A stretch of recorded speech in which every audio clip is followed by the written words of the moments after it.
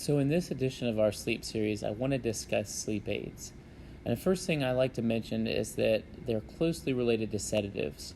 Similar to what we discussed in the last video about alcohol, just because something helps you get to sleep or gives you a longer duration of sleep does not mean that it necessarily gives you the same quality of sleep. So just because it gave you an extra 2 hours of sleep and helped you fall asleep a little bit faster, if you're not going through all those stages and the appropriate amounts that we've discussed, all those cycles, you're still not going to get as much sleep. It does not stack up. It does not add up to the same thing. Prescription sleep medicine has been shown to minimally help you fall asleep and actually cause you to get a worse sleep. So even something that's a little bit stronger or a little bit more regulated, like prescription sleep medicine, it's still going to have the same effect. When you're doing it, it's akin to being unconscious versus being asleep. So basically, you can think of it that way and use that dichotomy. I am unconscious, so I'm not alert, but that does not mean that I'm actually going through my cycles. If I was knocked unconscious right now because I got hit in the head, that doesn't necessarily mean just because I'm unresponsive that I'm actually going through all of the normal phases and getting the same benefits to my sleep. Melatonin signals the start of sleep but does not affect the quality of your sleep. So I think melatonin is one of the best, most, as far as a clean product. It's very cost effective, it's easy to find, and I like using it when it's specific situations. If you're experiencing jet lag, or maybe you're just going through a little period of stress and need it to help you get to sleep a couple nights, that's 100% okay. That's the use of a supplement. Where I think it goes a little bit wrong is when you need it every single day.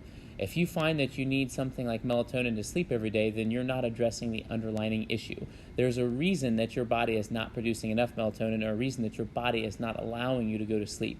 So you need to fix that before you go forward with anything else and not just keep basically putting a Band-Aid on it. Sleep pills are linked to a higher risk of mortality, cancer, stroke, etc. Participants were almost 5 times more likely to die during a 2.5-year study. And I'd like to note that in this study, there was 2 groups, a control group that wasn't using sleep medicine and a control group and a regular group that was. Both groups were screened for any risk factors of these conditions. So things like cancer, stroke, etc., cardiovascular disease. All of the participants in these studies, they did not have any risk factors. So there was no reason for them, like for instance, they weren't sick and that's what caused them to not get sleep, which caused them to use sleep medicine. They were completely fine, healthy individuals. It's using that prescription, not getting the quality of sleep that you should be for 2.5 years straight, that is what elevates your risk. Has been shown to have an insomnia rebound once you stop. This is kind of one of the biggest points to me and one of my bigger arguments. No matter what you're taking or how much it helps you, at some point you're going to have 2 options. You're either going to have to continue taking this supplement the rest of your life, which is expensive, not very efficient, and like I said, generally it's not going to be the same thing as getting good natural sleep. Or option B is going to be that you're going to end up taking it and you're going to have a rebound effect. I'll give you an example. So say you were taking melatonin because your body wasn't producing very much to start with. Well, when you stop taking that supplement, the body has adapted to you giving it this extra.